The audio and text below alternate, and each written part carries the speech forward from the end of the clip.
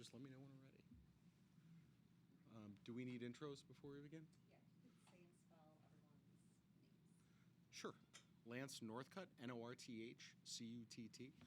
Cell phones off, everybody? Yeah. Great. Jennifer Cascio, Cascio.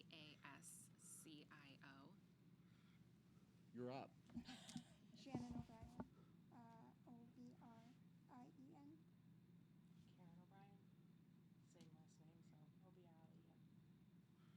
Great. Are we ready to go? Yes, and then when Shannon says Absolutely. Shove it over. All right, Shane, you good? Great. Good morning, ladies and gentlemen. One of the things that I want to begin with is the notion that the ability to move freely, to work, to visit friends, to pursue one's goals, and travel isn't a convenience, it's a basic human right. It's a human right that most people take for granted. Most people, like me, will complain if luggage is late, if planes are delayed. What we do not face, and what every member of the disabled community faces if they use a mechanized wheelchair, is the daunting reality that traveling on airlines comes with nothing but risk and stress. I'd like to introduce Shannon O'Brien to my right. To quote a brilliant singer-songwriter, she is a woman with the strength of 10,000 men. She is the Vice President of Community Support at Cure SMA, an organization dedicated to helping people with spinal muscular atrophy, SMA, which is a neurodegenerative disorder that was once the most pronounced killer of small children. Medical advances that have come as a result of this organization have changed the equation for many, but not all. Shannon, every day, day in, day out, acts as their voice, as their shoulder to lean on. And she does this unflinchingly, having to contend with challenges that most of us could not even imagine. Against this backdrop, last November, Shannon was returning from Punta Cana to her home near O'Hare Airport. There was an emergency on the plane, and the plane was diverted to Orlando Airport. Now, one of the things that folks don't often realize is people who have mechanized wheelchairs don't look upon those chairs as conveniences or as mobility aids. They are quite literally their legs. They are their source of independence. So what you see here is a chair Shannon sees as her means of independently moving and going about her life. And for folks like Shannon who have neuromuscular disorders, it's not just a question of mobility, it's a question of safety and the absence of pain. Because Shannon, due to her condition, is not able to just go into any chair and be without pain. The wheelchair that she is in of this type costs anywhere between $30,000 and $80,000 to construct. It takes months to build, and they are highly, highly customized to ensure that she has support throughout her body and throughout her head.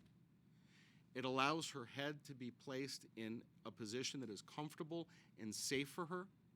It allows her to swallow and eat food in a safe and comfortable position.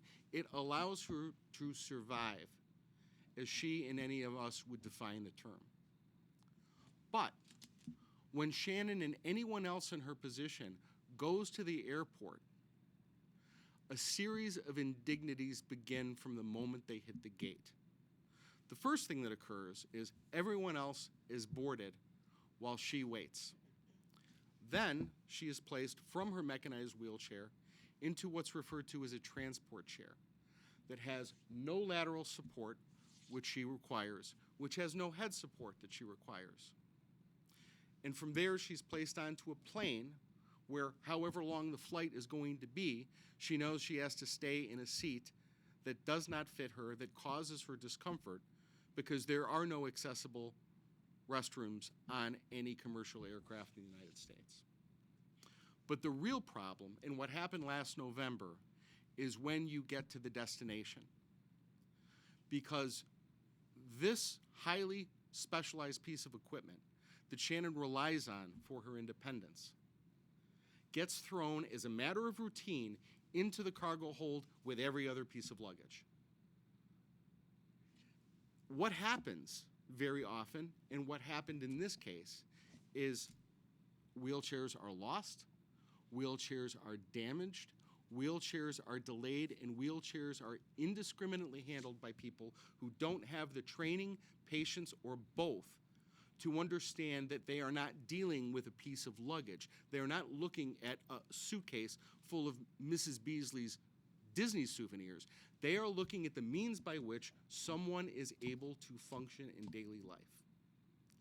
So what happened when Shannon arrived in Orlando Airport was a series of mishaps that we detail in our complaint, which was filed in the Circuit Court of Cook County yesterday, that range from the outrageous to the purposefully humiliating. Shannon spent 12 hours in great pain in the Orlando airport all night long, having been kept from her wheelchair, which they could not retrieve from the cargo hold for one reason or the other. Multiple times, Shannon and her family was told that the wheelchair would be found and brought back to her. And at each juncture, those representations proved false. When Shannon was forced to wait in this uncomfortable state on the aircraft for over an hour while they tried to get her wheelchair, other members of her family were at the baggage claim. And then an announcement was made by a representative from Frontier Airlines.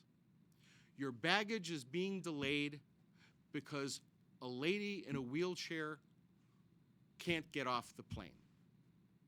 So in addition to the indignity that she had to suffer, the physical pain she had to suffer, the ordeal that she was just beginning to experience, now she has the added humiliation, courtesy of Frontier Airlines, of being called out as the source of everyone else's delay. This continued on. Shannon eventually, the next day, got on a plane and went back to Chicago. And after being told that her mechanized wheelchair would be going with her, it did not arrive. Again, being treated like a piece of luggage, Shannon had to be helped home by family, placed into bed, and was bedridden until finally they were able to locate the wheelchair, and she had to go back to an airport and retrieve it. Now, it would be one thing if this were a freak occurrence. It's not. This happens constantly, consistently. In 2019 alone, it was reported by the U.S. Department of Transportation that there were more than 10,000 mishandled wheelchairs. 10,000. 10,000 individual stories, 10,000 families who had to go through a similar experience. And what happens when this occurs is not just a question of inconvenience. It's not a question of baggage handling. It is literally depriving Shannon and others like her of her ability to live a life that she knows. No one should be bedridden because of the corporate inertia that has somehow got us to the point where we believe that some human beings should be treated so starkly different from others. Something has got to change. And with this lawsuit, we are bringing forward the proposition that if the airline industry and Frontier Airlines will not change their behavior voluntarily, if legislation will not move quickly enough, then we will bring these cases in a court of law and make it more expensive for corporations to continue to gamble with the health, safety, and welfare of disabled persons. One of the things that we've seen in recent years as a result of the many experiences, not just of Shannon, but of others throughout the country, among different airlines, because this is not just a problem confined to Frontier Airlines, is that now legislators, most notably Senator Tammy Duckworth and Senator Dick Durbin of Illinois, have taken up the cause and are moving to have feasibility studies done on how wheelchairs, mechanized wheelchairs, can be brought onto planes, kept with the people who rely upon them. So this entire issue is something in the past. But that process can only move as fast as Washington will allow it. So if change has to happen on an individual basis, it will. And we are here today to talk about and to let people know that on behalf of Shannon O'Brien, that change is going to begin in a courtroom in Cook County now. I'll take any questions. And actually, before I do, I want to turn it over to Shannon if there's anything that she would just like to say. Yeah, as pointed out, my wheelchair is my legs. And without that, I can't be independent or successful. I also, the only times that I'm out of my chair are when I'm sleeping, or showering, or on an airplane. There's no other form of transportation where I'm required to be removed from my chair, besides taking flight on an airline. And I'm doing this not just on behalf of myself, but so no one else has to go through this. Thank you, Shannon. Are there any questions?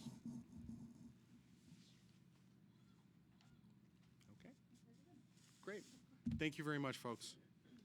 Thanks for coming. You ought to be